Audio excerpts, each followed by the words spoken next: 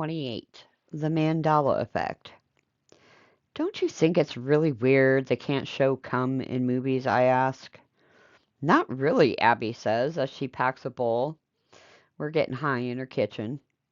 I find myself becoming more enamored with Abby every day. Obsessed might be a better word. Her unapologetic, do whatever you want energy is like a balm to my self conscious soul. I mean, they show people dying all the time, I continue. Literally, the ending of a human life, but they can't show this innocent little white substance secreted by the human body. I guarantee you the majority of the adult population has seen cum compared to the tiny fraction of the population who have killed somebody. Yet killing is almost as ambiguous across the cinema landscape, and cum is not. Like, what does that say about our society?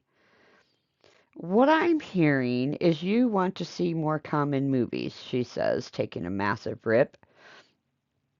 I'm just saying it's weird.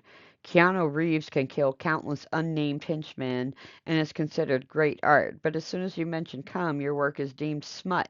We glorify the ending of life, but while we balk at the source of its creation. If you ask me, cum is a much better symbol for human experience than a gun. It should at least be allowed in the conversation. Come, the symbol of my generation, she proclaims.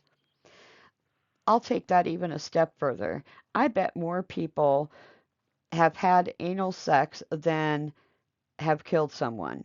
Yet we regulate anal sex to the raunchiest back corners of the internet. Meanwhile, killing you wins Oscars. If great art can have murder, then it should be able to have anal sex too. Amen to that, she says, writing something down on a sheet of paper. Hey, do you remember that book about bears they would read to us when we were kids? It takes my THC soaked brain a moment to switch gears. You mean the Berenstain Bears? Yeah, exactly. She slides the paper towards me across the counter, and she's written three sets of letters. Stein, Stein, Stain, Stain, and Stone, Stone. In the books you read, in the books you read, how was the end of the bear's last name spelled? She was wearing a pink and black striped arm warmers and ripped fishnet stockings with black pleather combat boots. Well, it definitely wasn't Stain or Stone. It was the first one, the Berenstain Bears. Wrong, she says with a satisfied gleam in her eye. Which one is it then? Stain. Stain? The Bear Stain Bears? No, I don't think so. I would have remembered if it was the Berenstain Bears. That's a stupid name. Look it up, she says. I get out my phone, and sure enough, it's the Berenstain Bears. That's crazy. I mean, when I was reading those books, I was sounding out each letter individually. I feel like I would have caught that AIN. It's not just you, Abby continues. Everyone in your generation remembers it as Berenstain. Meanwhile, my generation remembers Berenstain. Interesting, I say. And that's not the only thing. Like Star Wars, Darth Vader never says, Luke, I am your father. Really? No. He just says, I am your father. Well, that's not a big difference. And in Snow White, the evil queen doesn't say, mirror, mirror on the wall. She says, magic mirror on the wall. It's called the Mandela effect. Oh, you mean how everyone thought Mandela died in prison in the 80s? Yes, yes, exactly. When she gets excited, her left eyebrow raises spasmodically. Something happened between the time you were born and the time I was born to cause us to have these different memories. And what's that? A time jump. A time jump? Yes, we jump timelines. In the true timeline, Nelson Mandela really did die in the 80s, and everyone was reading the Berenstain Bears, but not in this one. It's plausible, I say, I take a hit off her bong and place it carefully back on the counter.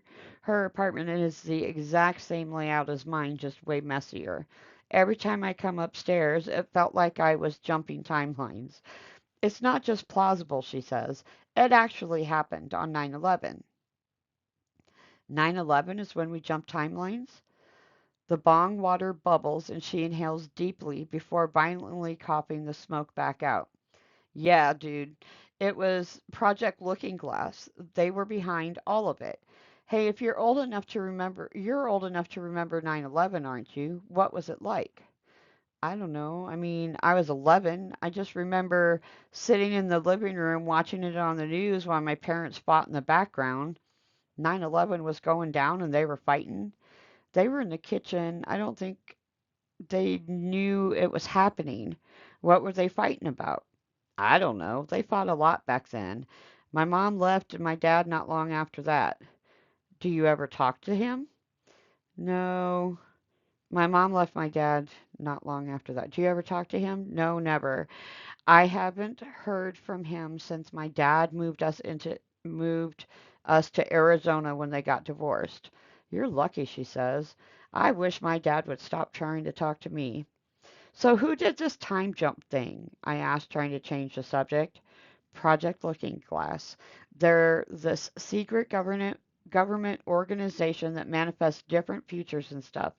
Look them up. She takes another hit, but not on Google. It won't show up there. I decided to save the research for another time. And the worst part is, she continues, they're planning on doing it again, literally, this year. Another 9/11? Kind of. The Great Reset. I think you've been watching too many YouTube conspiracy theories. No, I swear, it's all in this book I read. Here, wait a second. She goes to her room and comes back with a little paperback. I'll let you borrow it, she says, handing it to me. On the cover it reads, Confessions of a Government Manifester by Sandra Whitaker.